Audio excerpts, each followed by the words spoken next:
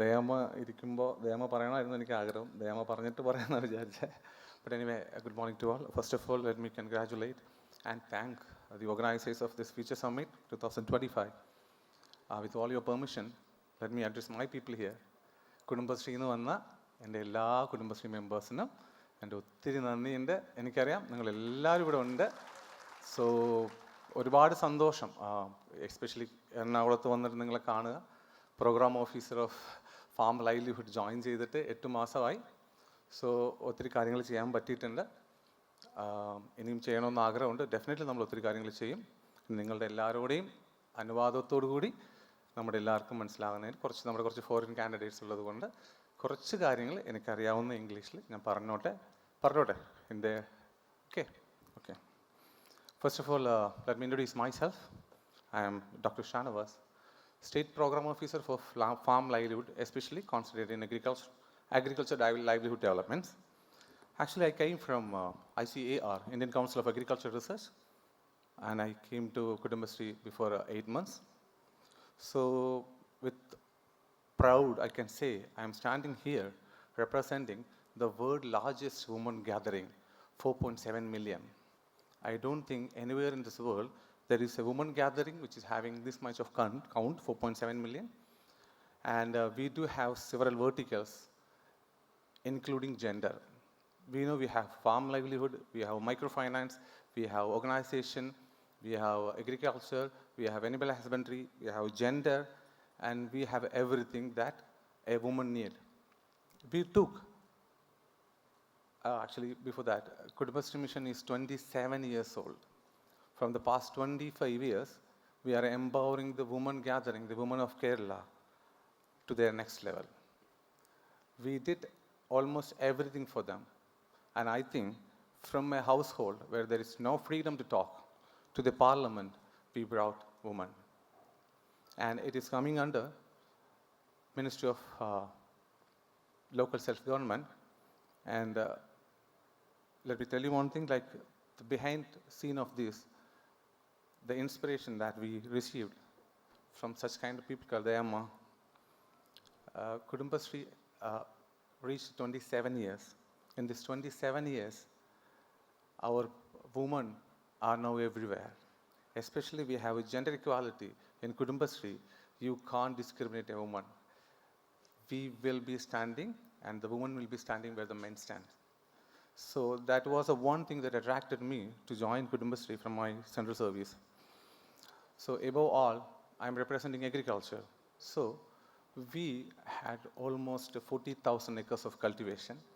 Our women, the mighty women sitting here, they are doing everything in cultivation, from the land preparation to the marketing.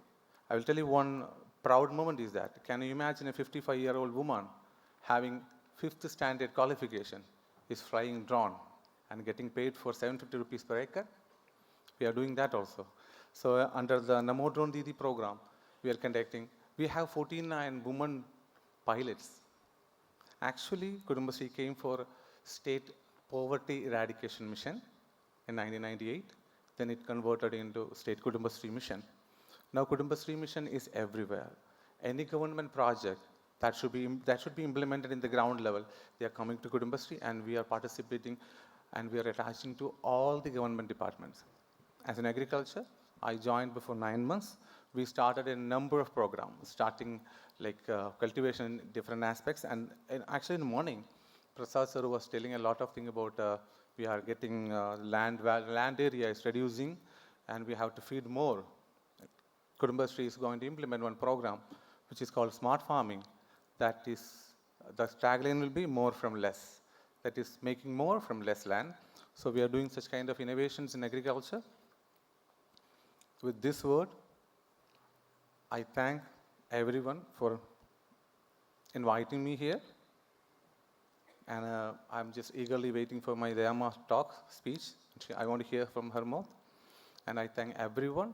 And ഇവിടെ വന്ന എൻ്റെ കുടുംബശ്രീ എല്ലാ CRPമാർക്കും, Ernakulam district mission Regina ma'am, Santhosh sir, and all the BCs and CRPs, I thank you very much. And thanks a lot, and God bless you all. Jai Hind.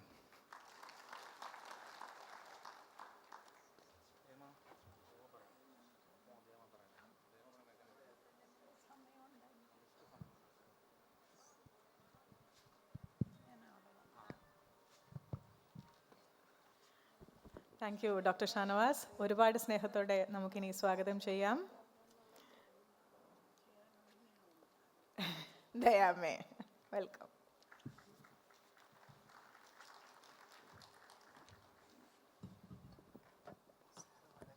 നമസ്കാരം.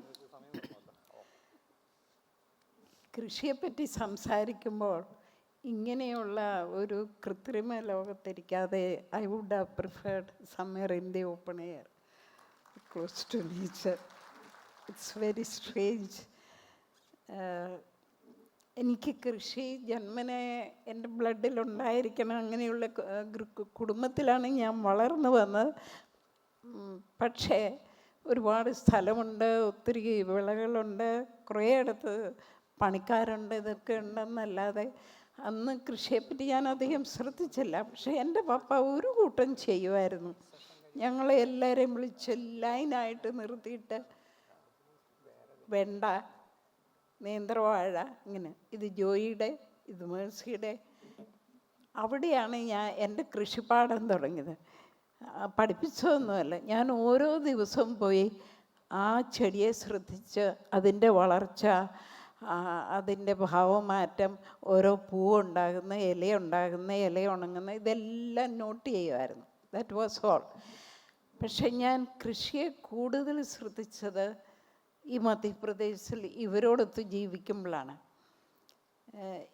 ഇവിടെ 5 രൂപയ്ക്ക് കൂലിപ്പണി ചെയ്താണ് ഞാൻ VNI എൻവയോൺമെൻറ്റിൽ ഒരു ഡിപ്ലോമ, MSW, നേഴ്സിംഗ്, ഹോമിയോ, ഇതെല്ലാം കഴിഞ്ഞ് ഇവിടെ തുടങ്ങുമ്പോൾ എൻ്റെ ജീവിതം തുടങ്ങുന്നത് എനിക്കൊരു പ്രോഗ്രാം ഒന്നുമല്ല. Four me it is a way of life. അത് ഞാൻ പ്രണയിച്ച് 3 വയസ്സുള്ളപ്പോൾ പ്രണയിച്ച് തുടങ്ങിയ ഒരു ജീവിതം, എന്തൊക്കെയോ വലിച്ചെറിഞ്ഞ് ഒരു പുതിയ ലോകത്തേക്കുള്ള. അപ്പോൾ അന്വേഷിച്ച് കണ്ടുപിടിച്ചതാണ് ഇവിടെ ഞാൻ എത്തിയപ്പോൾ മുതലേ കൃഷിയുമായിട്ട്. കാരണം ഇവരെല്ലാം 11 സെഞ്ച്വറീസ് ഭരിച്ചിരുന്ന ഗോണ്ട് വർഗമായിരുന്നു. പക്ഷേ ദേ ആർ ഓൾ ലാൻഡഡ്. അവർക്ക് നെൽ പാടമുണ്ട്, സ്ഥലമുണ്ട്, കൃഷി ചെയ്യും. കൃഷിയാണ് അവരുടെ ജീവിതം മുഴുവനും. പക്ഷേ ആണുങ്ങൾ പ്ലവ് ചെയ്യും, ബാക്കി പണികൾ മുഴുവനും പെണ്ണുങ്ങളാണ്. എന്നാൽ മഴയില്ലാത്തപ്പോൾ പെണ്ണുങ്ങൾക്ക് കലപ്പ തൊടാൻ പോലും പാടില്ല. മഴയില്ലാത്തപ്പോൾ പെണ്ണുങ്ങൾ രഹസ്യമായിട്ട് ഇവിടെ ഒരു കാലത്ത് വസ്ത്രം പോലും മാറ്റിയിട്ടായിരുന്നു. പക്ഷേ ഇപ്പം ഞാനും പ്ലവ് ചെയ്തിട്ടുണ്ട്. പ്ലവ് ചെയ്യും, അപ്പോൾ മഴ വരുമെന്നാണ്. ഞാൻ പ്ലവ് ചെയ്തപ്പോഴൊക്കെ മഴ വരും. ഇങ്ങനെയൊക്കെ തുടങ്ങിയ ഒരു കൃഷിപ്പാടമാണ്.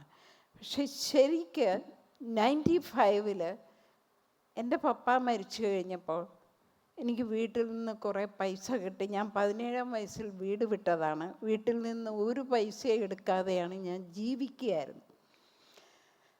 അപ്പോൾ പപ്പായുടെ സങ്കടം തീർക്കാൻ, ഞാനൊന്നും വാങ്ങിച്ചിട്ടില്ല എന്നുള്ള സങ്കടം തീർക്കാൻ കുറേ പൈസയുമായിട്ട് വീട്ടിൽ നിന്ന് പൈസയും കൊണ്ടുവന്നു.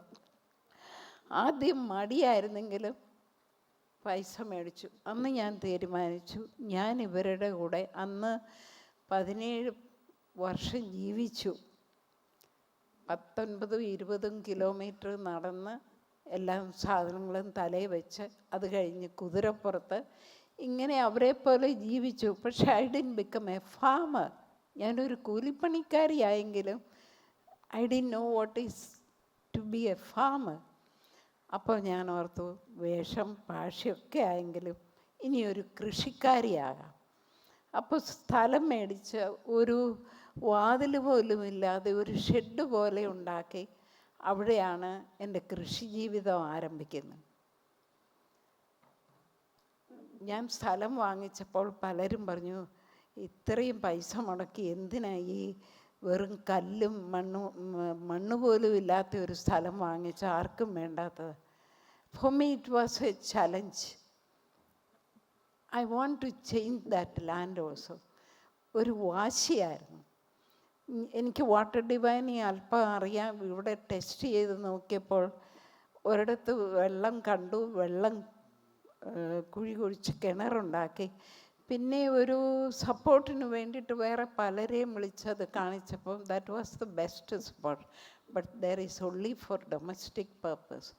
കൃഷി without water, what is it? അപ്പോൾ അന്ന് വാശിയോട് ഓരോ തുള്ളി റോഡേ പോകുന്നതും ഇതിലേക്ക് കൊണ്ടുവരാനും ഇവിടെ നിന്ന് ഒരു തുള്ളി പോലും പുറത്തു പോകാതെ ഇരിക്കാനും ആണ് ഞാൻ പണി ചെയ്തത്. അങ്ങനെ ചെയ്തു. കുറച്ച് കഴിഞ്ഞപ്പോൾ കുറേ ബാമ്പു നട്ടു, ഒരു ബോർഡർ മുഴുവനും. ഒരു പ്ലാന്റ് നടണമെങ്കിൽ പോലും കുഴി കുത്തി കല്ലെടുത്ത് മാറ്റിയിട്ട് വേണമായിരുന്നു. അങ്ങനെ ട്രെഞ്ച് കുഴികളൊക്കെ കുഴിച്ച് അതൊരു ബൗണ്ടറി വോളാക്കി. കാരണം കൃഷിയില്ലാത്തപ്പോൾ ആളുകൾ കന്നുകാലി ഓപ്പണായിട്ട് വിടും, ഒരു പച്ചപ്പ് കണ്ട എല്ലാം ഇവിടെ വരും. അതുകൊണ്ട് അവരിൽ നിന്ന് രക്ഷിക്കാൻ ഇതും ചെയ്തു. പിന്നെ ഒരു 4-5 കൊല്ലം ചെയ്ത് കഴിഞ്ഞപ്പോൾ എനിക്ക് ക്ലിയറായി വാട്ട് ഈസ് അഗ്രികൾച്ചർ. എനിക്ക് തോന്നുന്നു കേരളത്തിൽ കൃഷി ഇല്ല. കൃഷി ഒരു സംസ്കാരമാണ്. കുറച്ച് വർഷം മുമ്പ് കൃഷിക്കാരുടെ സമരം നടന്നിരുന്നപ്പോൾ ഞാനതിൽ ചേരാൻ പോയി. അപ്പോൾ കുറേ പേരെയൊക്കെ ഇവിടുന്ന് വിളിച്ചു. Nobody came. പിന്നീട് ഒരു പാർട്ടിക്കാർ, I don't mention the name, ഇവിടെ വന്ന് വീട് തോറും കയറി ഇറങ്ങി എല്ലാ സഹായവും കൊടുത്ത് പൈസയും ചെലവും ചെയ്തിട്ടാണ് കുറേ പേര് വന്നത്. അപ്പോൾ എനിക്ക് മനസ്സിലായി there is no agriculture here, agri business. എനിക്കിവിടെ ഈ ആദിവാസികളിൽ ജീവിച്ചപ്പോൾ അഗ്രികൾച്ചർ എന്ന് പറയുന്നത് ഇതൊരു സംസ്കാരമാണ്. ഇത് എല്ലാം കൂടി ഒത്തൊരുമിച്ചിരിക്കുക ഒരു കമ്മ്യൂണിറ്റി ലൈഫാണ്. കമ്മ്യൂണിറ്റി എന്ന് പറഞ്ഞാൽ പീപ്പിൾ മാത്രമല്ല, ആനിമൽസ്, അതോടുകൂടി ബന്ധപ്പെട്ട എല്ലാ പ്ലാന്റ്സും, ഇതെല്ലാവരെയും കൂടി ഒന്നിച്ച് സംരക്ഷിക്കുകയും എല്ലാവരും ഒരുമിച്ച് സഹവസിക്കുകയും ചെയ്യുന്നതുകൊണ്ട് for me today agriculture is more than 10 F's. ഇവരിൽ നിന്ന് പഠിച്ചത് ഫുഡ്, ഫ്രൂട്ടും ഉണ്ട്, അതും ഫുഡാണ്, ഫോഡ്, ഫെർട്ടിലൈസർ, ഫ്യൂവൽ, പിന്നെ ഫോക്ക് മെഡിസിൻ, ഇതൊക്കെ ആയിരുന്നു. പക്ഷേ ഇവർക്കില്ലാതിരുന്നൊന്ന് ഇവർ ഫോറസ്റ്റിൽ നിന്ന് വെട്ടിക്കൊണ്ടുവന്നാണ് എല്ലാം കൊമ്പിടുന്നതും ഒക്കെ. I decided I will not use forest. അപ്പോൾ ഇവിടെ തന്നെ അതെല്ലാം എനിക്ക് തന്നെ ഒരു ഫോറസ്റ്റ് ഉണ്ടാക്കി. So forest is also for me. Furniture, bamboo നട്ടു. എൻ്റെ വീടും ഫേർണിച്ചറും എല്ലാം ബാമ്പു കൊണ്ടാണ്. Everything is around agriculture, furniture, finance, എല്ലാം. അപ്പം ഇതെല്ലാം കൂടി ഒത്തൊരുമിച്ച് സംരക്ഷിച്ച് നല്ലൊരു ബന്ധത്തിൽ ജീവിക്കുക എന്നുള്ളതാണ് ഞാൻ കൃഷിയെ മനസ്സിലാക്കിയത്.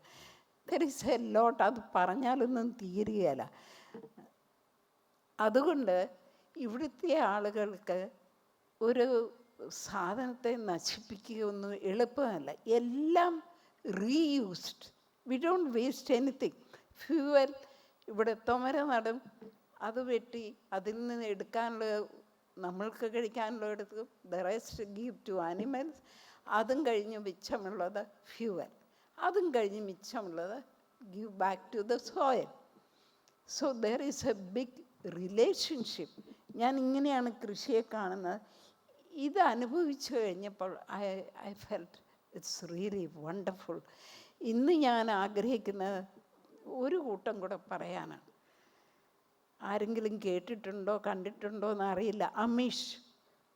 ഞാൻ ന്യൂയോർക്കിൽ ഒരു അവാർഡിന് പോയപ്പോൾ എൻ്റെ ലൈഫ് മനസ്സിലാക്കിയിരുന്ന ഒരാൾ എന്നോട് പറഞ്ഞു, ദയവായി പത്രത്തിലേ ഉള്ളൂ, അന്ന് എനിക്ക് മൊബൈലും ഇല്ലായിരുന്നു, ന്യൂയോർക്കിൽ പോകുമ്പോഴേ അമീഷിനെ പരിചയപ്പെടണം. അമീഷ് എന്ന് പറയുന്ന ഒരു ജേർണലിസ്റ്റിനെ പറ്റി ഞാൻ അയാളുടെ പുസ്തകങ്ങളും വായിച്ചിട്ടുണ്ട്. But I didn't know what he മെന്റ്.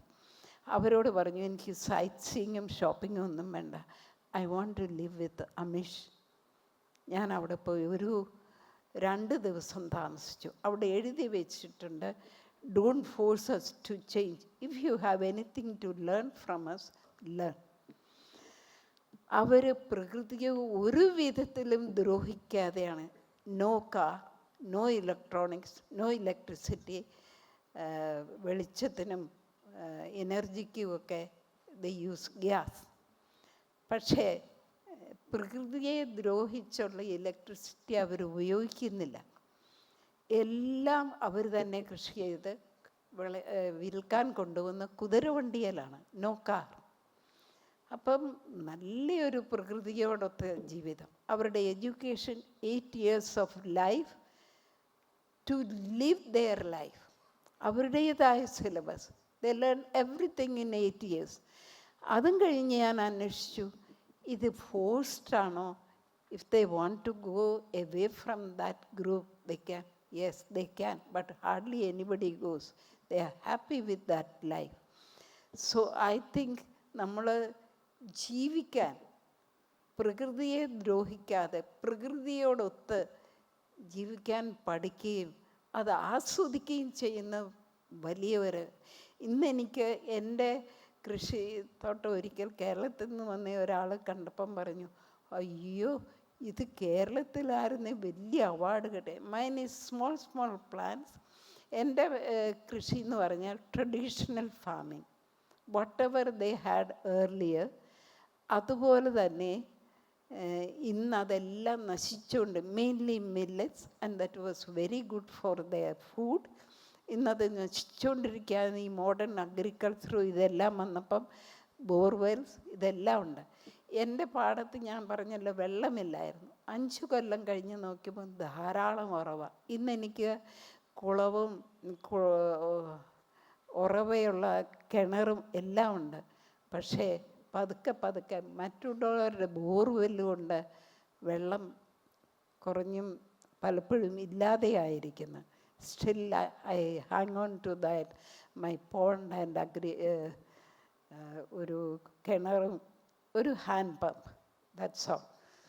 ഇങ്ങനെയൊക്കെ ജീവിക്കുമ്പോൾ ലൈഫ് ഈസ് വണ്ടർഫുൾ. പിന്നെ ഞങ്ങളുടെ അവിടെയൊക്കെ വേറൊരു സമ്പ്രദായം ഉണ്ടായിരുന്നു. ഞാൻ കൃഷി ചെയ്യുന്നതിൽ എനിക്ക് മിച്ചമുള്ളത് മറ്റുള്ളവർക്ക് കൊടുത്തിട്ട് എനിക്കില്ലാത്തത് ബാർട്ടർ എക്സ്ചേഞ്ച്. അതുകൊണ്ട് പക്ഷേ ഞാൻ അധികം ഉപയോഗിക്കുന്നില്ല. ഇപ്പം ഞാൻ കൂടുതലും അവിടെ ഇല്ല, കൂടുതലും കാസർഗോഡാണ്. അവിടെയും ഞാൻ പിന്നെ വേറൊരു വിഷയത്തിലേക്കാണ് പോകുന്നത്. ഞാനിവിടെ വന്നപ്പോൾ ഞാൻ ഓർത്തു, എൻ്റെ കുറേ മക്കൾ, ഇന്ന് എനിക്ക് 10-12,000 മക്കളുണ്ട്. അത് കാസർഗോഡ് എൻഡോസൾഫാൻ വിക്ടിംസ്. ഈ കൃഷിയുടെ പേരിൽ വിക്ടിമൈസ്ഡ് ആയിട്ടുള്ളതാണ്. പ്ലാന്റേഷൻ കോർപ്പറേഷൻ കാജു പ്ലാന്റേഷനിൽ 20 കൊല്ലം ഹെലികോപ്റ്ററിൽ കൂടെ അടിച്ചുവിട്ട് എൻഡോസൾഫാൻ്റെ ദുരന്തം 150 വർഷം വരെ അവരനുഭവിക്കുമെന്നാണ് ഇതേപ്പറ്റി പഠിച്ച് സുപ്രീം കോടതിയിൽ പോയി നിരോധിച്ച ഡോക്ടറും അഡ്വക്കേറ്റുമായ രവീന്ദ്രനാഥ് ശാൻഭവ് പറഞ്ഞിരിക്കുന്നു.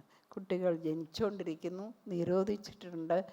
പക്ഷേ ഇങ്ങനെ അവഗണിക്കപ്പെട്ട ഒരു കൂട്ടർ അവിടെയുണ്ട്. They are not enough cared for. Article 21 അവർക്ക് ഒരു വിധത്തിലും അവകാശപ്പെടാൻ ഒന്നുമില്ല, ജീവിക്കാനുള്ള സാധ്യതയില്ല. അങ്ങനെയുള്ളവർക്ക് വേണ്ടിയിട്ട് ഞാനിപ്പോൾ ജീവിക്കുകയാണ്, കൃഷിയുടെ ദുരന്ത ഫലം അനുഭവിച്ചവർക്ക് വേണ്ടിയിട്ട്. അതിനി ഒരിക്കലും ആർക്കും അങ്ങനെയൊന്നും വരല്ലേ എന്ന് ഞാൻ പ്രാർത്ഥിക്കുന്നു.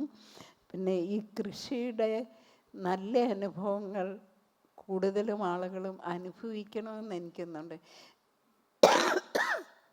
കാരണം ഈ പ്രകൃതിയോട്,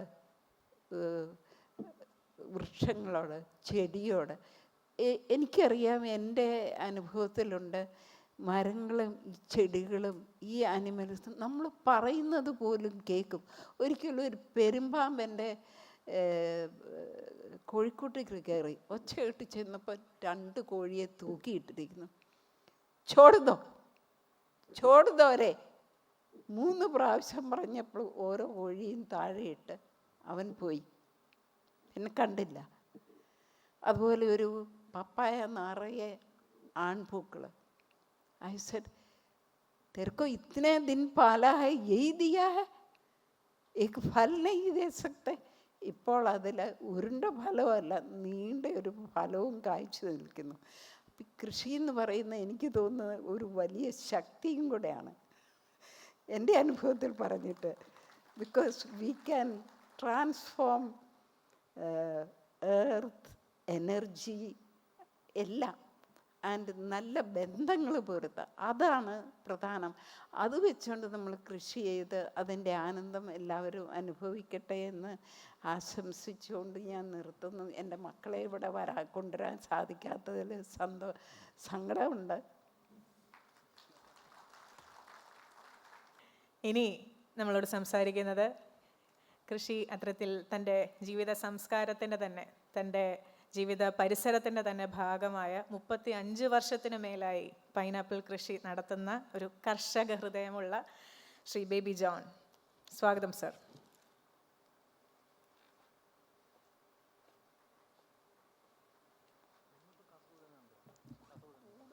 വേദിയിലും സദസ്സിലും ഇരിക്കുന്ന വിശിഷ്ട വ്യക്തിത്വങ്ങളെ, ജെയിൻ യൂണിവേഴ്സിറ്റിയുടെ ഭാരവാഹികളെ, അധ്യാപകരെ, വിദ്യാർത്ഥികളെ, അതേപോലെ ഇവിടെ വന്നിരിക്കുന്ന കർഷകരെ, കുടുംബശ്രീയുടെ പ്രവർത്തകരെ,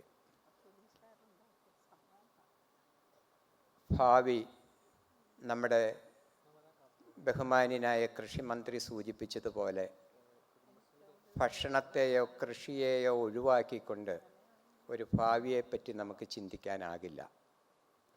നമ്മുടെ കോടിക്കണക്കായ ജനങ്ങൾക്ക് ഭക്ഷണമുണ്ടാകണം, അവർ സാമ്പത്തിക സുസ്ഥിരത അവർക്കുണ്ടാകണം, അവർക്ക് ആവശ്യത്തിന് ക്രയശേഷി, ബയിങ് പവർ ഉണ്ടാകണം.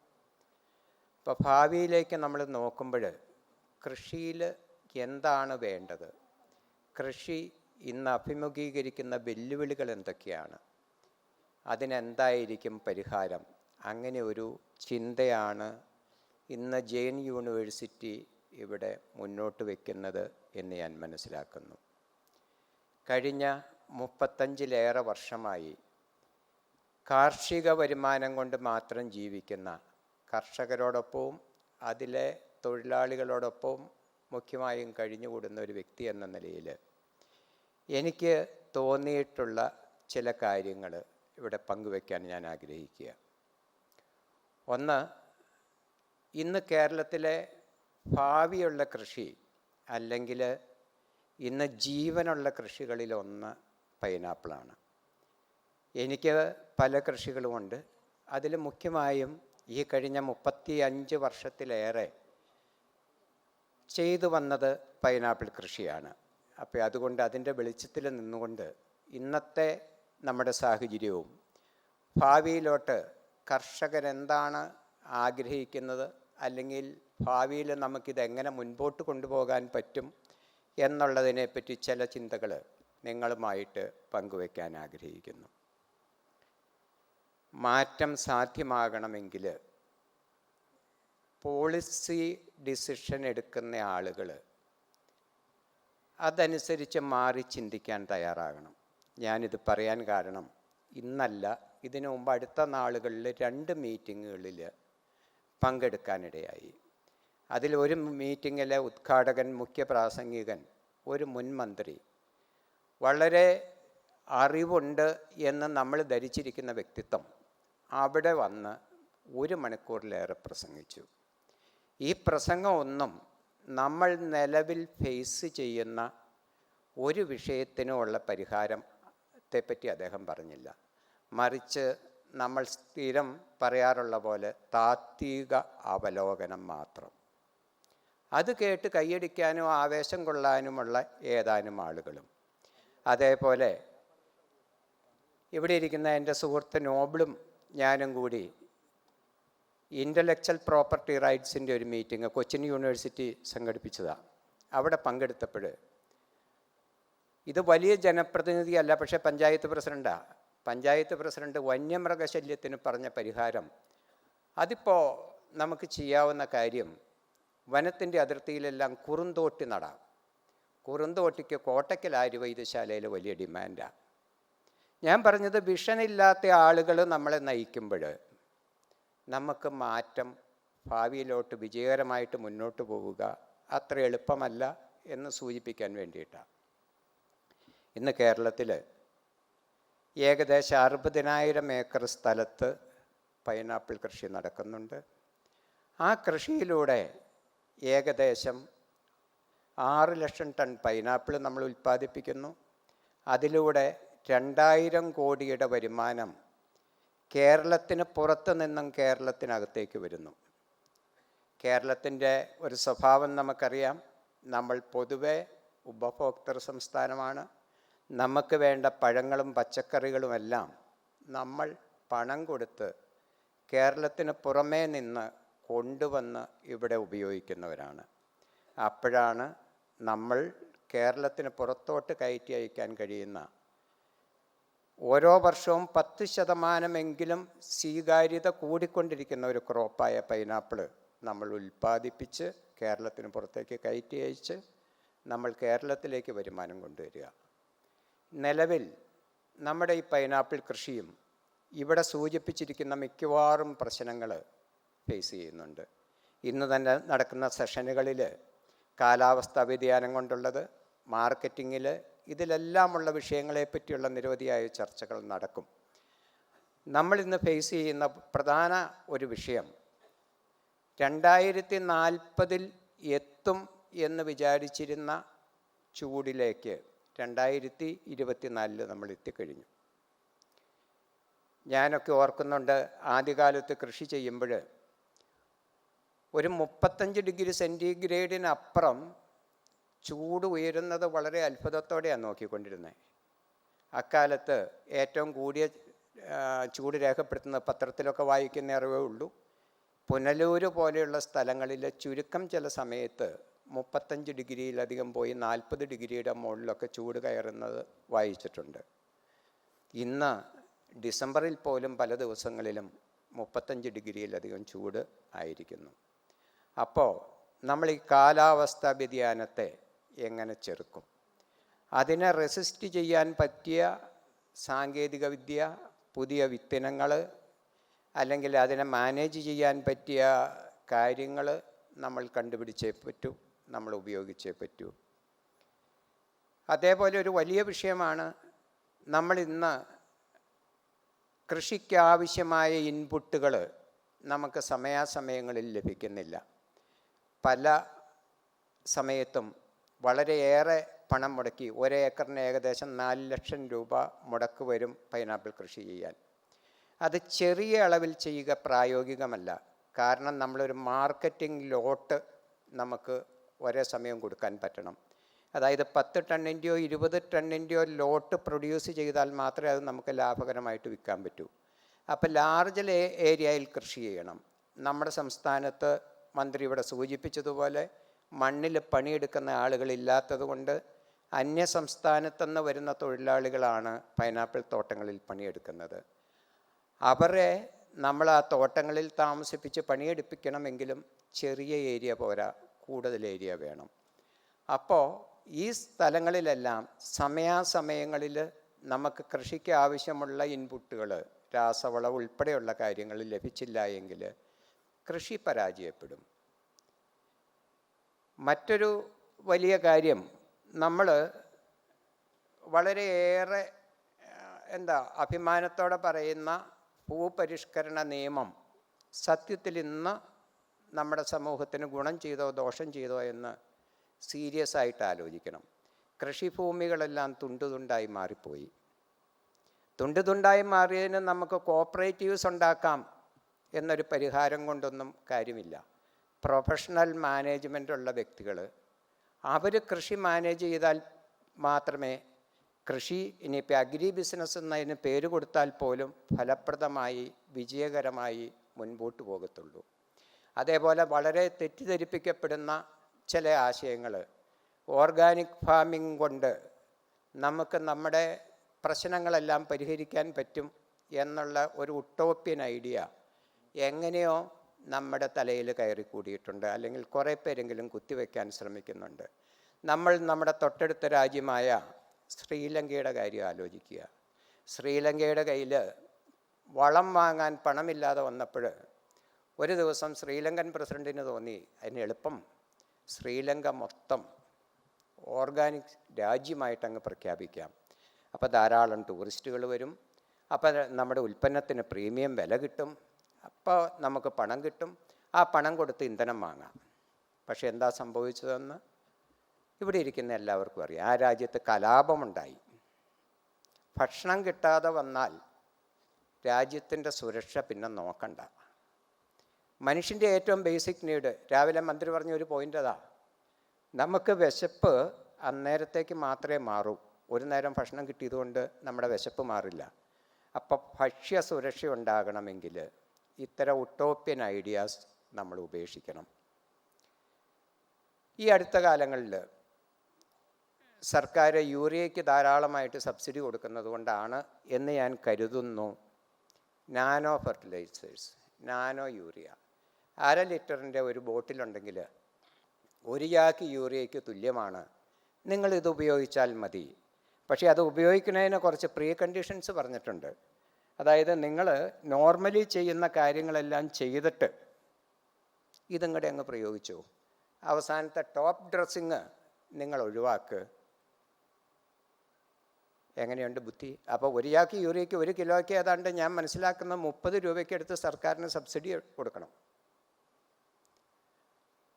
1 കിലോയ്ക്ക് 30 രൂപ സബ്സിഡി. ആകെ 6 രൂപയ്ക്കാണ് ഞങ്ങൾ ഫാർമേഴ്സിന് യൂറിയ തരുന്നത്. അപ്പോൾ ഈ സബ്സിഡി കട്ട് ചെയ്യാനുള്ള ഒരു കുറുക്കു വഴിയായിട്ട് ഗവൺമെൻറ് ഇത് കണ്ടെത്തി എന്നാണ് പലരും വിചാരിക്കുന്നത് പോലെ ഞാനും വിചാരിക്കുന്നത്. പക്ഷേ കൃഷിയുടെ കാര്യത്തിൽ, ഭക്ഷ്യ ഉൽപ്പാദനത്തിൻ്റെ കാര്യത്തിൽ നമ്മൾ വിട്ടുവീഴ്ച ചെയ്താൽ നമുക്ക് എന്ത് സംഭവിക്കുമെന്ന് ശ്രീലങ്കയുടെ ഉദാഹരണം വീണ്ടും ഓർക്കുക. അതേപോലെ ഒരു വളരെ പ്രധാനപ്പെട്ട കാര്യമാണ് മാർക്കറ്റിംഗ്. ഇന്ന് കമ്മ്യൂണിക്കേഷനും മറ്റെല്ലാ കാര്യങ്ങളും എല്ലാം വളരെ വളർന്നു. നമുക്ക് വളരെ വേഗം ഇന്ന് ലോകത്ത് എവിടെ നടക്കുന്ന കാര്യങ്ങളും നമുക്കറിയാൻ പറ്റും. ഏത് മാർക്കറ്റിലാണ് ഡിമാൻഡ്, ഏത് മാർക്കറ്റിലാണ് വിലയുള്ളത്, ഏത് മാർക്കറ്റിലാണ് ഇന്ന് ഇതിന് ആവശ്യമുള്ളത് എന്നെല്ലാം മനസ്സിലാക്കി അതനുസരിച്ച് നമ്മുടെ വിളവുകൾ വിൽക്കാനുള്ള സംവിധാനമുണ്ട്. പക്ഷേ എത്ര പേരെന്നോട് യോജിക്കുമെന്നറിയില്ല. പലപ്പോഴും നമ്മൾ പല പോളിസികളെയും എതിർക്കുന്നതും അംഗീകരിക്കുന്നതും കേവലം രാഷ്ട്രീയത്തിൻ്റെ പുറത്താണ്. കേരളത്തിൽ ഞാൻ പൈനാപ്പിൾ കൃഷി ചെയ്താൽ, അല്ലെങ്കിൽ ഒരു കർഷകൻ കൃഷി ചെയ്താൽ, കേരളത്തിൽ എവിടെയും ഏത് മാർക്കറ്റിലും ഏത് സ്ഥലത്തും കൊണ്ടുപോയി വിൽക്കാനുള്ള സ്വാതന്ത്ര്യം ഇവിടുത്തെ കർഷകനുണ്ട്. ഇതേ സ്വാതന്ത്ര്യം കർഷകന് കൊടുക്കുന്നതിന് വേണ്ടി ഫാം ബില്ലുകൾ വന്നു. അതിനെതിരെ ഭയങ്കര കർഷക പ്രക്ഷോഭമാണ്. ആ നിലവിലുള്ള APMC മാർക്കറ്റ് നിയമങ്ങളനുസരിച്ച് 500 കിലോയിൽ കൂടുതൽ കാർഷിക ഉൽപ്പന്നം പുറത്ത് വിൽക്കണമെങ്കിൽ പുറത്ത് വിൽക്കാൻ പറ്റത്തില്ല. APMC മാർക്കറ്റിൽ കൊണ്ടുപോയി അവിടുത്തെ ഏജൻറ്റിൻ്റെ കമ്മീഷൻ കൊടുത്തേ വിൽക്കാൻ പറ്റുള്ളൂ. കേരളത്തിൽ നിന്നുള്ളവരും എല്ലാവരും സമരം ചെയ്തു. അപ്പോൾ ഞാൻ മനസ്സിലാക്കുന്നത്, കേന്ദ്രത്തിലേതോ മന്ത്രി ചോദിച്ചു, എന്നാൽ പിന്നെ APMC എന്തേ നിങ്ങൾ കേരളത്തിൽ നടപ്പാക്കാത്തത്? അതിന് മറുപടിയില്ല. കർഷകനെ സംബന്ധിച്ചിടത്തോളം എൻ്റെ അഭിപ്രായത്തിലും പഠനത്തിലും ഏറ്റവും ഗുണകരമാകാവുന്ന ഒരു നിയമത്തെ കേവലം രാഷ്ട്രീയത്തിൻ്റെ പേരിൽ നമ്മൾ എതിർത്തു. നമ്മൾ എതിർത്താലും ഇല്ലെങ്കിലും അത് നടപ്പാകുമായിരുന്നോ ഇല്ലയോ എന്നുള്ളത് വേറെ കാര്യം. അതേപോലെ മറ്റൊരു നിയമം അതോടൊപ്പം ഉണ്ടായിരുന്നു. മൊത്തം 3 നിയമമായാലും 2 നിയമം നമുക്ക് പ്രസക്തമായിരുന്നു. ഒന്ന് കോൺട്രാക്റ്റ് ഫാമിംഗ്. നമ്മളുണ്ടാക്കുന്ന ഉൽപ്പന്നത്തിന് മിനിമം വില ഗ്യാരണ്ടി ചെയ്തുകൊണ്ട് അത് ഏറ്റെടുക്കാൻ ഉള്ള ആളുകൾ ഉണ്ടാവുക. ഇതൊന്നും ആരും കമ്പൽസറി ആയിട്ട് ആരുടെയും തലയിൽ കെട്ടിവെക്കുന്ന കാര്യമായിരുന്നില്ല. പക്ഷേ ഇതിനെല്ലാം നമ്മൾ എതിർത്തു. ഈ എതിർക്കുന്നതിൻ്റെ യുക്തി എന്താ? കാലത്തിനനുസരിച്ച് നമ്മൾ മാറണം. ഇതുകൊണ്ടാണ് ഞാൻ ആദ്യമേ പറഞ്ഞത്, നമ്മുടെ പോളിസി ഡിസിഷൻസ് യുക്തിസഹമാകണം, കാലത്തിനനുസരിച്ച് മാറണം. അല്ലാതെ നമുക്ക് കാർഷിക രംഗത്ത് ഒരു പുരോഗതി പ്രതീക്ഷിക്കാൻ പറ്റുമോ എന്ന് എനിക്കറിഞ്ഞുകൂടാ.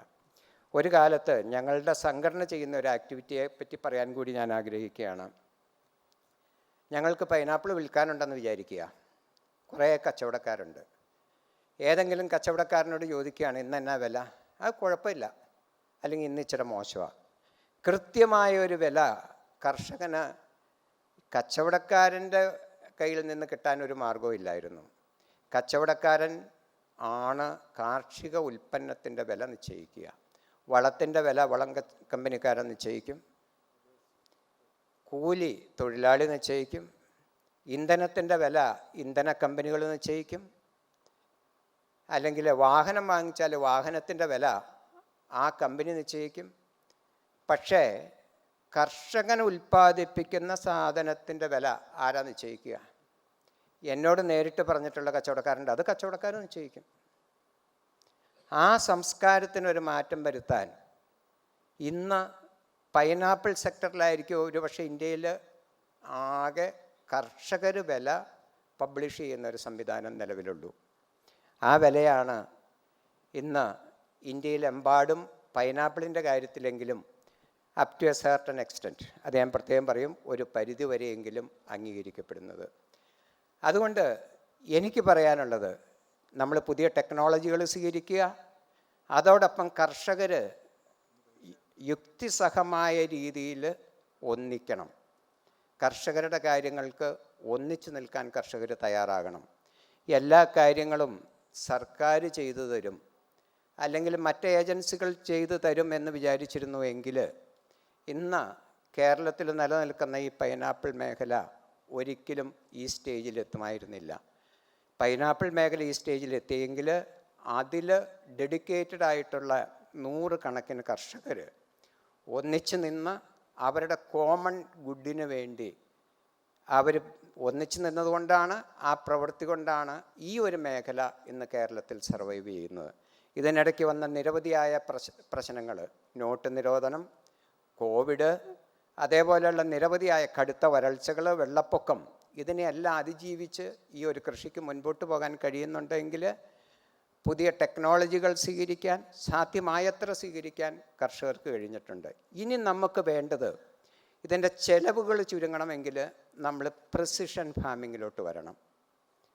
ആ പ്രിസിഷൻ ഫാമിങ്ങിലോട്ട് വരണമെങ്കിൽ ഞാൻ ഈ മുമ്പ് പറഞ്ഞ ഈ ലാൻഡ് സീലിംഗ് പോലെയുള്ള കാര്യങ്ങൾക്ക് മാറ്റം വരണം. അതേപോലെ തോട്ടങ്ങളിൽ കൃഷികൾ മാറി ചെയ്യാനുള്ള സ്വാതന്ത്ര്യം തോട്ടം ഉടമകൾക്ക്, സ്ഥല ഉടമകൾക്ക് കിട്ടണം. ഇന്ന് റബ്ബർ തോട്ടം മാറി വേറൊരു കൃഷി ചെയ്യാൻ പറ്റില്ല. ഈ റബ്ബർ തോട്ടത്തിനകത്ത് എങ്ങനെയാണ് നമ്മളൊരു ഡ്രോൺ ഉപയോഗിച്ചിട്ട് ആ കൃഷിയിലെ വിവിധ കാര്യങ്ങൾ, ഡ്രോൺ ഉപയോഗിച്ചാലും നമുക്ക്, എനിക്ക് തോന്നുന്നത് ഇപ്പോഴില്ലെങ്കിൽ ഭാവിയിലോട്ടെങ്കിലും എത്ര ചെടി നട്ടിട്ടുണ്ട്, ആ നട്ടതിൻ്റെ വിളവെപ്പ് എടുക്കാം, അതിൻ്റെ പാകം എത്രയായി, ഇതുപോലെ 100 കണക്കിന് കാര്യങ്ങൾ ആർട്ടിഫിഷ്യൽ ഇൻ്റലിജൻസ് ഉപയോഗിച്ച് നമുക്ക് കണ്ടെത്താൻ കഴിയും. അതിലോട്ട് വരണമെങ്കിൽ ഈ നമ്മുടെ ഭൂമിയുടെ കിടപ്പ് നമുക്ക് ലെവൽ ലാൻഡ് അല്ല.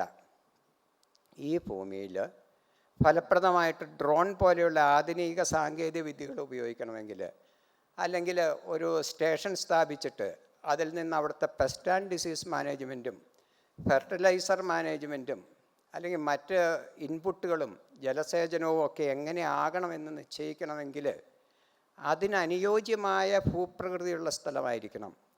റബ്ബറിൻ്റെ ഇൻ്റർക്രോപ്പായിട്ട് അല്ലെങ്കിൽ തെങ്ങിൻ്റെ ഇൻ്റർക്രോപ്പായിട്ട് ഇന്ന് പൈനാപ്പിൾ ചെയ്യുന്ന 99% അങ്ങനെയാണ് ചെയ്യുന്നത്. ഒരു കൃഷിക്കും സർവൈവ് ചെയ്യാൻ പറ്റില്ല. അതേപോലെ നമ്മുടെ ഒരു പഴയ കൺസെപ്റ്റ് ഉണ്ട്, എല്ലാവരും അവരവർക്ക് വേണ്ടിയ ഇച്ചിരി വാഴ, ഇച്ചിരി ചേമ്പ്, ശകലം നെല്ല്, ഇത് കൃഷി ചെയ്യണമെന്ന്. അങ്ങനെ കൃഷി ചെയ്ത് ഈ ഇന്നത്തെ ലോകത്ത് നമ്മുടെ കർഷകർക്ക് സർവൈവ് ചെയ്യാൻ പറ്റില്ല. നമ്മൾ മനസ്സിലാക്കണം, കർഷകർക്കും മറ്റുള്ളവരെ പോലെ ജീവിക്കാനുള്ള റൈറ്റുണ്ട്. നമ്മുടെ രാജ്യത്തെ തീറ്റിപ്പോറ്റുന്നത്, നമ്മുടെ സാമ്പത്തിക ഘടന തകരുമ്പോൾ അതിനെ താങ്ങി നിർത്തുന്നത് കർഷകൻ്റെ മാത്രം ക്രിയാശേഷിയാണ്. അപ്പോൾ ഈ ആർട്ടിഫിഷ്യൽ ഇൻ്റലിജൻസിൻ്റെ സാധ്യതകൾ, അതുപോലെ ജലസേചനത്തിലും നമ്മൾ ഒരു തുള്ളി പോലും വേസ്റ്റാക്കാതെ, അത് ഏറ്റവും പ്രധാനപ്പെട്ട കാര്യമാണ്. മണ്ണും ജലവും സംരക്ഷിക്കണമെങ്കിൽ, ആ മണ്ണിലോട്ട് അനാവശ്യമായ കെമിക്കൽ ലോഡ് ചെല്ലാതിരിക്കണമെങ്കിൽ എല്ലാം ആർട്ടിഫിഷ്യൽ ഇൻ്റലിജൻസ് ഭാവിയിലെ കൃഷിയിൽ വളരെ നിർണായക പ്രാധാന്യമുള്ള കാര്യമാണ്. പിന്നെ നമ്മുടെ ഗവേഷണങ്ങളുടെ അവസ്ഥ 20 വർഷം മുമ്പെങ്കിലും, അല്ല 25 വർഷം മുമ്പ് മുതലെങ്കിലും പൈനാപ്പിൾ രംഗത്തെ മാത്രം അനുഭവം വെച്ചിട്ട് ഞാൻ പറയുകയാണ്, നമുക്ക് പ്രോസസ്സിങ്ങിനും എക്സ്പോർട്ടിനും പറ്റിയ വെറൈറ്റിയായ ലോകമെമ്പാടും കൃഷി ചെയ്യുന്ന MD2 എന്ന് പറയുന്ന വെറൈറ്റി കൃഷി ചെയ്യണമെന്നും അതിനായി പൈനാപ്പിൾ റിസർച്ച് സ്റ്റേഷൻ ഗവേഷണങ്ങൾ നടത്തി. ഇന്നും കർഷകർക്ക് നടാൻ പറ്റിയ 1000 ചെടി കൊടുക്കാൻ സാധിക്കാത്ത അവസ്ഥയിലാണ് കേരളത്തിലെ കാർഷിക സർവകലാശാലയുടെ നിൽപ്പ്. അപ്പോൾ കാലാവസ്ഥ മാറ്റത്തെ അതിജീവിക്കാൻ കഴിയുന്ന, അതേപോലെ ദീർഘമായ ഷെൽഫ് ലൈഫുള്ള പുതിയ ഇനങ്ങൾ അത് ഏതിലാണേലും, പൈനാപ്പിളിലാണേലും മറ്റേതെങ്കിലും ഒക്കെ ആണേലും ഉണ്ടാകേണ്ടതുണ്ട്. അപ്പം നമ്മുടെ ഗവേഷണം ആ രംഗത്തും ശക്തിപ്പെടണം. ഞാൻ സമയം കൂടുതലെടുക്കാമെന്ന് തോന്നുന്നു, അതുകൊണ്ട് അവസാനിപ്പിക്കുകയാണ്. അപ്പോൾ എന്നെ ഇങ്ങോട്ട് ക്ഷണിച്ചതിന്, ഇവിടെ സംസാരിക്കാൻ പറ്റി അവസരം തന്നതിന് എല്ലാവരോടും, ഇതിൻ്റെ സംഘാടകരോട് പ്രത്യേകിച്ച് നന്ദി പറയുന്നു.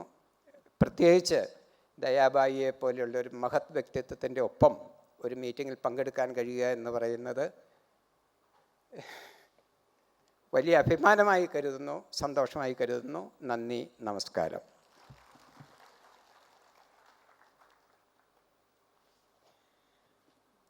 ഒരു കർഷകൻ നേരിടുന്ന ഏറ്റവും അടിസ്ഥാനപരമായ വിളികളെക്കുറിച്ച്, അതിന് ഉണ്ടാവേണ്ട ക്രിയാത്മകമായ നടപടികളെക്കുറിച്ച് ഒക്കെ ഹൃദയത്തിൻ്റെ ഭാഷയിൽ ശ്രീ ബേബി ജോൺ സംസാരിച്ചു. ഒരുപാട് നന്ദി.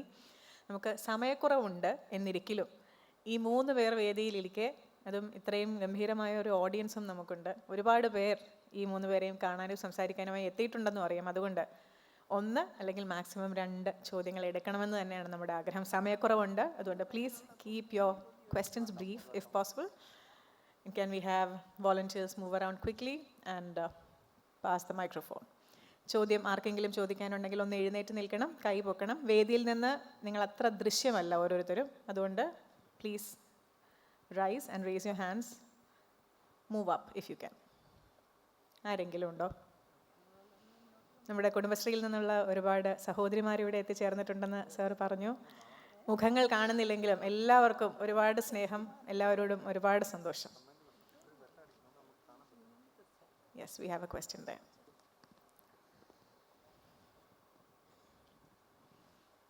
My question is to Shanavas sir.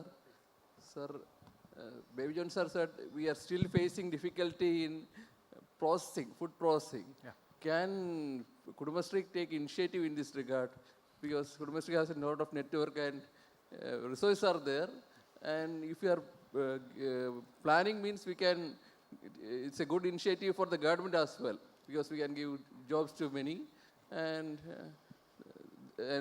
I have another question. Can I? Please. Yes. Another question to Baby John sir is that why instead of facing so much difficulty, why we are not pressurizing government to give new type of variety,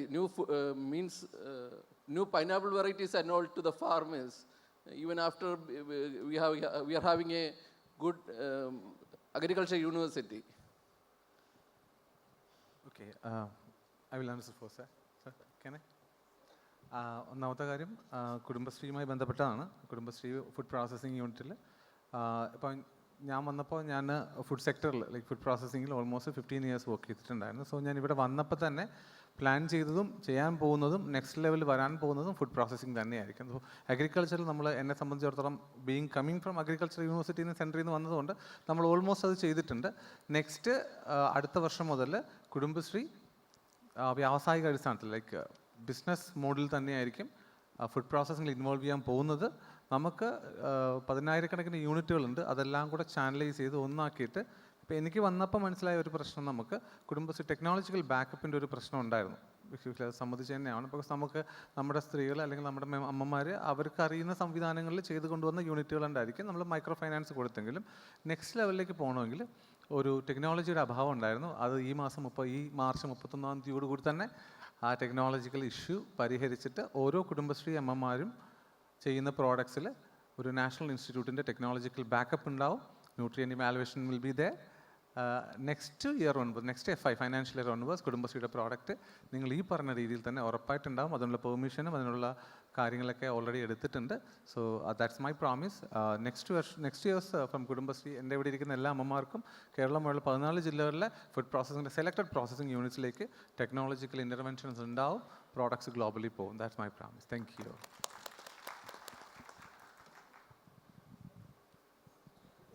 എന്തുകൊണ്ട് ഗവൺമെൻറ്റിനെ pressurise ചെയ്യുന്നില്ല എന്ന് ചോദിച്ചാൽ അതുകൊണ്ട് പ്രത്യേകിച്ച് പ്രയോജനമൊന്നുമില്ല.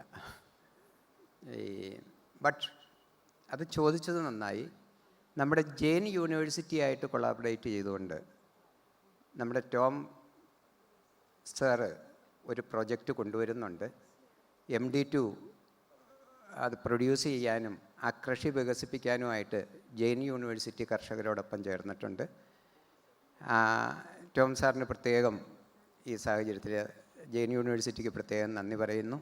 കഴിഞ്ഞ 20 വർഷമായി നമ്മൾ ആവശ്യപ്പെടുന്ന കാര്യമാണ്. നമുക്ക് എന്ത് ചെയ്യാൻ പറ്റും? പിന്നെ ഞാൻ ആദ്യമേ സൂചിപ്പിച്ചല്ലോ, എല്ലാം ഗവൺമെൻറ് ചെയ്യട്ടെ, മറ്റൊരു ഏജൻസി ചെയ്യട്ടെ എന്ന് നമ്മൾ വിചാരിക്കുന്നില്ല. നമ്മളെക്കൊണ്ട് പറ്റുന്ന കാര്യങ്ങൾ നമ്മൾ ചെയ്ത് മുൻപോട്ട് പോകും.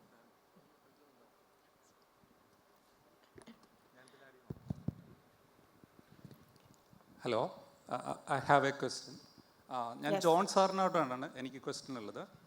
അപ്പോൾ അതിൽ നമ്മൾ ഇന്ന് കൃഷിയിൽ പെസ്റ്റിസൈഡ്സും നമ്മൾ വളങ്ങളും എല്ലാം യൂസ് ചെയ്യുന്നുണ്ട്. നാളെ നമുക്ക് അങ്ങനെ പെസ്റ്റിസൈഡ്സും വളങ്ങളും യൂസ് ചെയ്യാത്ത ഒരു കൃഷി രീതിയെക്കുറിച്ച് സ്വപ്നം കാണാൻ പറ്റുമോ? അങ്ങനെ ഒരു സ്വപ്നം കാണണമെങ്കിൽ നമ്മൾ ഇന്ന് എന്താണ് ചെയ്യേണ്ടത്? രണ്ടാമത്തെ ഒരു ക്വസ്റ്റ്യൻ, നമ്മൾ കൃഷിയെ പലപ്പോഴും മണി ഓറിയൻറ്റഡ് മാത്രമായിട്ടാണ് അളക്കുന്നത്. അതിൻ്റെ വിലയെ അടിസ്ഥാനമാക്കിയിട്ടാണ് അതിൻ്റെ പ്രോസസ്സിനെ നമ്മൾ അളക്കുന്നത്. നമ്മളൊരു കൃഷി നടത്തുമ്പോൾ അത് എത്ര ഓക്സിജൻ പ്രൊഡ്യൂസ് ചെയ്യുന്നു, അതല്ലെങ്കിൽ അത് എത്രത്തോളം നമ്മുടെ എൻവയോൺമെൻറ്റിനെ ബെറ്റർ ആക്കുന്നു എന്ന ആ ഒരു മൾട്ടി ഡയമെൻഷനിൽ അതിനെ നമ്മൾ അളക്കുകയാണെങ്കിൽ ഇന്ന് നമ്മൾ നഷ്ടമാണ് എന്ന് വിചാരിക്കുന്ന പല കൃഷികളും നമുക്ക് ലാഭകരമായിരിക്കാം. ആ ഒരു രീതിയിൽ എന്തുകൊണ്ടാണ് ഇന്ന് അഗ്രി ബിസിനസ് എന്ന് പറയുന്ന ഈ സെക്ടറിലുള്ള ആളുകൾ അതിനെ അളക്കാൻ ശ്രമിക്കാത്തത്? Thank you. നമ്മൾ ഉറപ്പായിട്ടും പൈനാപ്പിൾ കൃഷിയിലില്ലെങ്കിൽ പോലും പെസ്റ്റിസൈഡ്സ് ഉപയോഗിച്ച് തന്നെയാണ് കൃഷി മുൻപോട്ട് പോകുന്നത്. പൈനാപ്പിളിൽ ഫെർട്ടിലൈസേഴ്സ് ഉണ്ട്, പെസ്റ്റിസൈഡ്സ് കമ്പാരിറ്റീവ്ലി തീരെയില്ല. അതിൻ്റെ കാരണം പൈനാപ്പിൾ എന്ന് പറയുന്നത് പൊതുവെ പെസ്റ്റ് ആൻഡ് ഡിസീസ് റെസിസ്റ്റൻ്റ് ആണ്.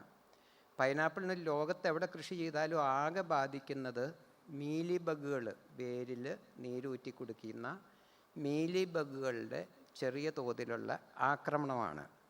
കേരളത്തിൽ പൈനാപ്പിൾ കൃഷിയുടെ ഒരു പ്രത്യേകത ഞാൻ പറഞ്ഞു. റബ്ബർ റീപ്ലാന്റ് ചെയ്യുമ്പോൾ ഉള്ള ഏരിയകളിൽ നമ്മൾ ആദ്യത്തെ 3-3.5 വർഷത്തേക്കാണ് ചെയ്യുന്നത്. അത് കഴിഞ്ഞ് ആ ഏരിയയിൽ നിന്ന് നമ്മൾ മാറും. അപ്പോൾ തുടർച്ചയായിട്ട് ഒരു ഫീൽഡിൽ കൃഷി ചെയ്യുമ്പോൾ ഉണ്ടാകുന്ന പല പ്രശ്നങ്ങളും പൈനാപ്പിൾ കൃഷിക്കില്ല. പിന്നെ പെസ്റ്റിസൈഡ്സിൻ്റെ കാര്യം പറയുമ്പോൾ എൻ്റെ ചെറുപ്പം ഞാൻ ഓർക്കുന്നുണ്ട്, ഞങ്ങൾക്കൊക്കെ നെൽകൃഷിയുണ്ട്. അന്ന് ഉപയോഗിക്കുന്ന പെസ്റ്റിസൈഡിൻ്റെ പേര് നിങ്ങളൊക്കെ കേട്ടിട്ടുണ്ടോ എന്ന് എനിക്കറിയാൻ പറ്റില്ല. എൻട്രീൻ, പരാമർ, ഇങ്ങനെ കുറേ സാധനമുണ്ട്. അത് ഒരു ശകലം സ്പ്രേ ചെയ്താൽ അവിടുത്തെ മുഴുവൻ ജീവജാലങ്ങളും ചത്തുപോകുമായിരുന്നു. പക്ഷേ ഇന്ന് കമ്പാരിറ്റീവ്ലി സേഫറായിട്ടുള്ള സാധനങ്ങൾ കൊണ്ടുവരാൻ കമ്പനികളും ഗവൺമെൻറ്റും ശ്രമിക്കുന്നത് കൊണ്ട് നമുക്ക് പെസ്റ്റിസൈഡിൻ്റെ ഡോസും കാര്യങ്ങളും അപകടവും വളരെ കുറഞ്ഞിട്ടുണ്ട്. ഇനി ഇൻ ഫ്യൂച്ചർ നമുക്ക് പ്രതീക്ഷിക്കാം. അവിടെയാണ് മുമ്പ് ഞാൻ പറഞ്ഞ ഈ AI പോലെയുള്ള സാധ്യതകൾ പൂർണ്ണമായി ഉൾക്കൊണ്ടുകൊണ്ട് അനാവശ്യമായിട്ട് ആവശ്യത്തിലധികം ഫെർട്ടിലൈസറും പെസ്റ്റിസൈഡുമെല്ലാം ഉപയോഗിക്കുന്ന ആ സംവിധാനം നിയന്ത്രിക്കാൻ പറ്റും. 0% ആക്കാൻ പറ്റുമെന്ന് ചോദിച്ചാൽ നമുക്ക് ഒരു മരുന്നും കഴിക്കാതെ ഒന്നും ജീവിക്കാൻ പറ്റുമോ? അങ്ങനെ വന്നാൽ നല്ലത് എന്ന് പറഞ്ഞതുപോലെ വളരെ സേഫായിട്ടുള്ള തലങ്ങളിലോട്ട് നമുക്ക് എത്താൻ പറ്റുമെന്നാണ് ഞാൻ വിശ്വസിക്കുന്നത്. പിന്നെ കൃഷിയുടെ മൂല്യം ഇതൊക്കെ ശരിയാണ്. പക്ഷേ ഞങ്ങൾ കർഷകർക്ക് ജീവിക്കണ്ടേ? ജീവിക്കാൻ ആവശ്യമായ വില കിട്ടണം. അത് കിട്ടാത്തിടത്തോളം കാലം ഞങ്ങളെങ്ങനെ സർവൈവ് ചെയ്യും കർഷകർ? ബാക്കി എൻ്റെ മരുമകൻ IT ഫീൽഡിലാണ്. മരുമകൻ കൃഷി കാണാൻ വരും, ഭയങ്കര സന്തോഷമാണ്. ഞാനും വരുവാ കൃഷിക്ക്. ഞാൻ പറയും കുഴപ്പമില്ല, നീ ഒരു 40 വയസ്സ് വരെ ആ ഫീൽഡിൽ നിന്ന് ആവശ്യത്തിനൊക്കെ ഏൺ ചെയ്തിട്ട് നീ അങ്ങ് പോരെ, അന്നേരം നീ എന്നെ സപ്പോർട്ട് ചെയ്തോ, നീ കൃഷി ചെയ്തോ. നിങ്ങൾ കാണുന്ന സൗന്ദര്യം ഇത് പുറമേ ഉള്ളൂ. ഇതിൻ്റെ ഇൻറ്റേർണലി നിൽക്കുന്ന കർഷകൻ അനുഭവിക്കുന്നത്, അവൻ എത്രമാത്രം സ്ട്രഗിൾ ചെയ്യുന്നു എന്നുള്ളത് ആ കർഷകന് മാത്രമേ അറിയാവുള്ളൂ. അവന് ജീവിക്കാനുള്ള ഒരു കാര്യം കിട്ടിയാൽ അവൻ സാറ്റിസ്ഫൈഡാണ്. അത്യാവശ്യം മറ്റുള്ളവരെ പോലെ ജീവിക്കാൻ പറ്റണം, അത്രയേ ഉള്ളൂ. അല്ലാതെ ഓവറായിട്ട് കൃഷി ചെയ്ത് കോടീശ്വരന്മാരാകാം എന്ന് ഏതെങ്കിലും കർഷകൻ വിചാരിക്കുന്നുണ്ടെന്ന് എനിക്ക് തോന്നുന്നില്ല. വിചാരിച്ചാൽ ഒട്ടും നടക്കത്തുമില്ല. ഇതാണ് ഫ്യൂച്ചറിനെ പറ്റിയുള്ള ഇത് വളരെ ഇമ്പോർട്ടൻ്റാണ്. കാർബൺ എമിഷൻ അത് അബ്സോർവ് ചെയ്യാൻ പറ്റുന്ന കൃഷികൾ, അതേപോലെ അന്തരീക്ഷം കൂടുതൽ നന്നാക്കുന്ന കൃഷികൾ, പരിസ്ഥിതിക്ക് ദോഷം വരാത്ത കൃഷികൾ, ഇതിലോട്ടെല്ലാം നമുക്ക് എത്തണം. അത് ചെയ്യുന്ന കർഷകന് അതുകൊണ്ട് ജീവിക്കാനും കഴിയണം. ഇത്രയേ ഉള്ളൂ. Thank you. Thank you for those questions. I'd like to bring on stage our Pro Vice Chancellor, Professor J. Lata, to present a token of our appreciation to all three of them. നമ്മുടെ memento സമർപ്പിക്കുകയാണ്. Shri baby John and Dr. Shanavas P.